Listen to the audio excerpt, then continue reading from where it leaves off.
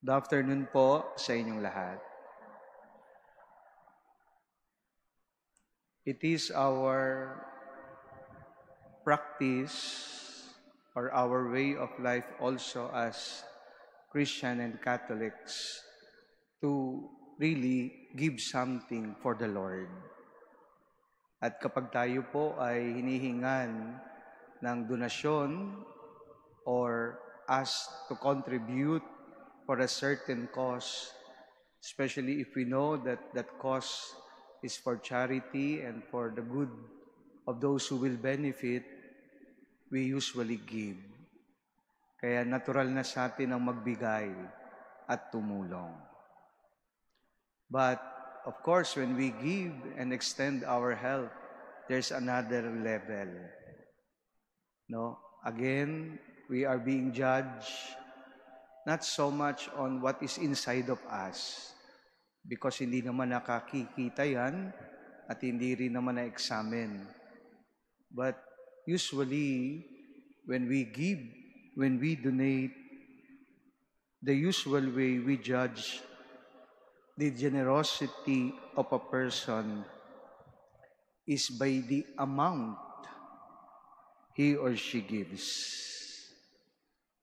Kaya may tendency po tayo na tignan na ang mas matulungin, ang mas maraming magbigay, the more generous is our appreciation of the giver is the one who gives the bigger amount.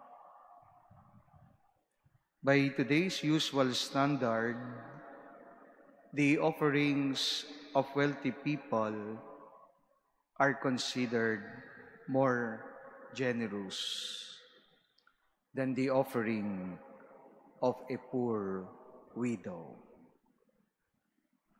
My dear brothers and sisters, in today's gospel, Jesus shows us another way of looking at giving,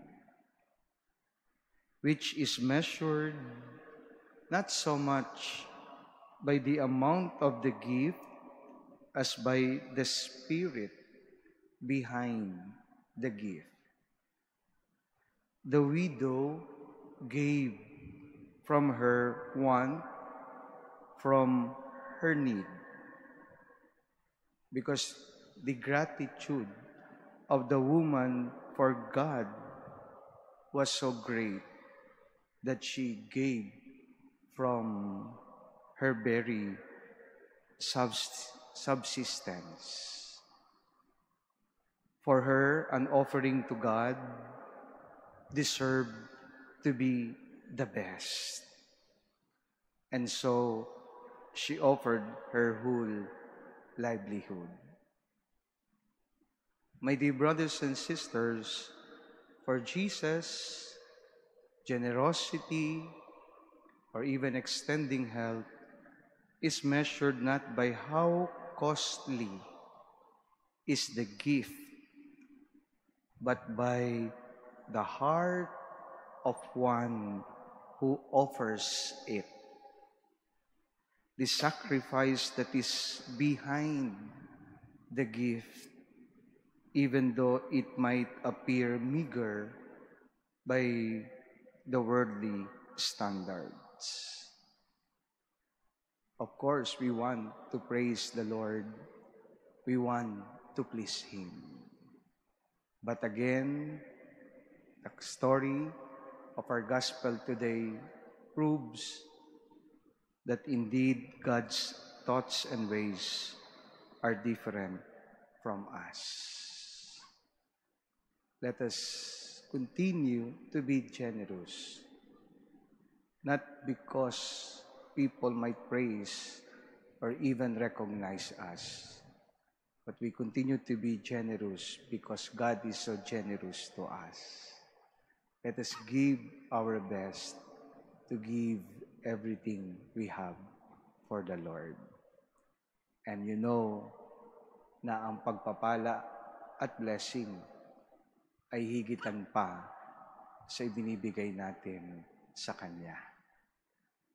Kaya let us, inspired by the poor widow in the story of our gospel for today, let us give everything to the Lord.